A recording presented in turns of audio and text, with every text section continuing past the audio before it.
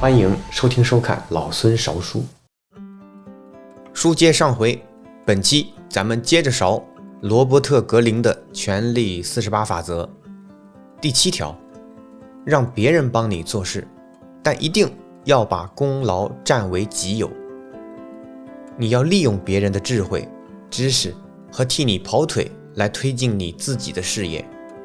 他人的帮忙不仅可以节省你宝贵的时间和精力，还能使你具有犹如神助般的惊人速度和效率。最后，你的助手会被人遗忘，只有你被牢记。千万不要亲自去做别人可以替你效劳的事情。还是从爱迪生与特斯拉说起。1883年，年轻的尼古拉·特斯拉在爱迪生大陆公司的欧洲分公司工作，成为一名才华横溢的发明家。在查理斯·巴彻勒的推荐下，特斯拉前往美国，向爱迪生展示了他的才华。爱迪生向特斯拉提出一个看似不可能完成的任务：重新设计发电机。如果特斯拉完成了，爱迪生承诺给他5万美元。尽管工程看起来非常困难，但特斯拉还是夜以继日地工作了1年。通过特斯拉革命性的改进，一台全自动发电机横空出世。特斯拉以为自己可以获得应得的奖赏，但是爱迪生只给他加了点薪水，敷衍了事，并未兑现承诺。特斯拉一直追求着创造一套交流电系统的梦想，但是爱迪生只相信直流电系统，因此他拒绝了特斯拉的研究请求，并且设计阴谋来破坏他的努力。特斯拉转而向匹兹堡的电力大亨乔治·威斯汀豪斯求助。威斯汀豪斯决定全力支持特斯拉的研究工作，并为他提供了版税。特斯拉最终创造出了一套交流电系统，而且这项发明至今仍是我们的规格标准。然而，当特斯拉申请专利时，其他科学家争相抢功，特斯拉的名字被遗忘。人们将这项发明与乔治·威斯汀豪斯联系在了一起。1年后，金融家约翰·皮尔庞德·摩根，就是那个大名鼎鼎的 J.P. 摩根，要求乔治·威斯汀豪斯废止他和特斯拉签订的高额版税。乔治·威斯汀豪斯向特斯拉解释说，如果支付给特斯拉全额版税，那么公司就会倒闭。最终，他说服特斯拉以21万6千美元的价格出售专利，远远低于当时该专利1200万美元的实际价值。这些金融家掠夺了特斯拉的财富、专利以及他一生最伟大的发明成果。马可尼因无线电的发明而闻名于世，但很少有人知道他在1899年展示他的发明时，使用了特斯拉在1897年申请的专利，并且他的成就也是依靠特斯拉的研究取得的。然而，特斯拉没有得到任何的回报，他的名字也没有和任何一个自己创造的发明相关联。特斯拉发明了交流电系统和感应马达，是真正的无线电之父。然而，这些发明没有一项是记在特斯拉的名下的。特斯拉在老了以后，甚至陷入贫困，没有享受到和他的贡献相匹配的生活。这个故事告诉我们，科学界也不是免于竞争和阴谋的。特斯拉的确是一名才华横溢的发明家，但他过于相信自己的才华和品德，没有认识到现实的残酷。他一直追求独立完成所有事情的目标，结果只是把自己弄得精疲力尽，一贫如洗。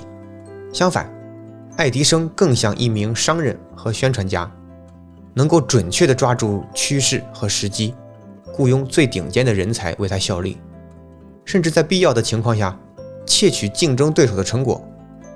尽管爱迪生的方法有些缺乏道德，但他取得了更大的成功和荣誉。这个故事也提醒我们2个重要的教训。第一，发明或创造的功劳属于谁这个问题非常重要，非常重要，至少和发明或创造本身同等重要。我们必须牢牢站住功劳，防止被他人窃取。同时，也应防止别人抢走我们的劳动成果。要达到这个目标，我们必须时刻保持警觉，毫不留情。第二，借助别人的力量，可以推进我们自己的目标。时间宝贵，生命短暂，如果我们试图亲力亲为做所有的事情，那么我们会浪费精力，并把自己弄得精疲力竭。最好的方式是在保存自己实力的同时，占用别人现有的成果，把它们变成自己的财富。权力世界遵循的是弱肉强食的丛林法则。我需要在这里特别强调一下，书中说的是权力世界，大家不要随随便便就把这些法则推而广之，到处乱用。OK， 权力世界遵循的是弱肉强食的丛林法则。有些动物依靠狩猎和杀戮生存，还有一大群动物，包括土狼啊、秃鹰啊什么的，是借着其他动物的狩猎而生存的。如果你认为事必躬亲十分重要的话，那么你将永远难成大事。这条法则还有另外一种表现形式，那就是在时间维度上，你可以利用历史上积累下来的庞大的知识和智慧宝库。牛顿将这个总结为一句非常经典的话：站在巨人的肩膀上。不过，你的权力地位必须稳如泰山，才能看起来名正言顺的、不露痕迹的利用别人的才华，否则你只会招来欺诈他人的骂名。第8条，让别人来找你，必要时使用诱饵。当你迫使别人采取行动的时候，你就掌控了局面。最好让对手放弃自己的计划，跑来找你，用一个大诱饵迷惑他，然后出击。毕竟是你掌握了主动权。1814年，欧洲的主要大国聚集到维也纳开会，一起瓜分拿破仑倒台后的帝国。会场洋溢着欢乐，舞会也非常壮观。然而，会场喧闹的气氛中，始终萦绕着拿破仑的阴影。拿破仑并未被处决或流放远方，而是被送到靠近意大利海岸的埃尔巴岛。即使被囚禁在岛上，像拿破仑·波拿马那样大胆而有创造力的人，也会让每个人感到紧张。奥地利人本来计划在埃尔巴岛上杀死拿破仑，但最后还是认为那样风险太大。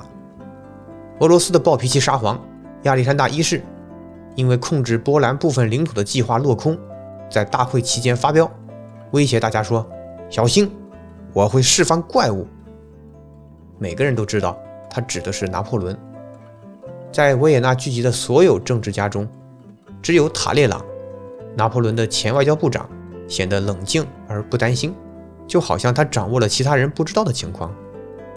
与此同时，在埃尔巴岛上，可以说拿破仑的生活现状是对他曾经的辉煌的嘲弄。作为埃尔巴的国王，加引号的国王，他被允许建立一个宫廷，有一位厨师，一位女服装师，一位官方钢琴师和一些朝臣。所有这一切都是为了羞辱拿破仑，而且似乎真的起作用。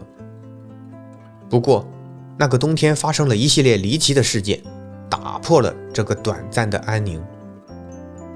埃尔巴岛是被英国船只包围住的，他们的大炮覆盖了所有可能的出口。然而在1815年2月26日的白天，拿破仑登上了一艘载有900名船员的船，逃跑了。英国察觉后立刻追赶，但还是让船只逃脱了。这个几乎不可能成功的营救行动使整个欧洲的公众感到惊讶，也使维也纳大会的政治家们感到恐惧。尽管对拿破仑来说，离开欧洲可能更安全，但是他选择返回法国，带着一小支军队向巴黎进发，希望重夺皇位。他的策略奏效了，各阶层的人们都臣服于他的脚下。元帅内伊率领一支军队从巴黎赶来逮捕拿破仑，但当士兵们看到他们敬爱的拿破仑时，临阵倒戈。于是拿破仑再次称帝，志愿者蜂拥而至，加入他的新军队。狂潮席卷全国，巴黎的市民们也同样变得疯狂，取代拿破仑的国王见势不妙，逃离法国。在接下来的100天里，拿破仑统治了法国，但不久后狂喜消退了，法国破产，资源消耗殆尽。拿破仑对此也无能为力。在那年的6月，滑铁卢战役中，他最终彻底失败。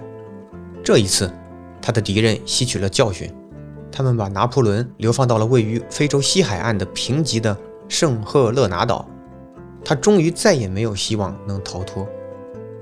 许多年之后，拿破仑戏剧性逃离埃尔巴岛的真相才得以大白天下。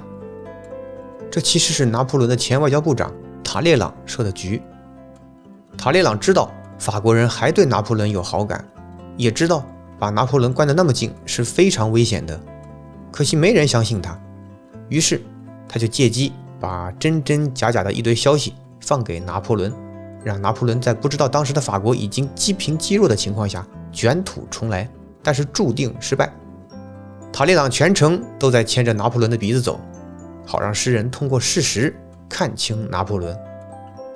这个场景在历史上出现了很多次，一个野心勃勃的领导者发起一系列大胆行动，开始时获得了很大的权力，然而他的权力逐渐达到顶峰，很快一切都对他不利。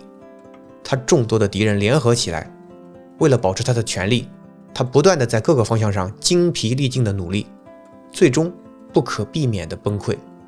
造成这种模式的原因是，野心勃勃的人很少完全掌控局面，他很难预测到近在咫尺的未来，无法预见各种大胆举动的后果。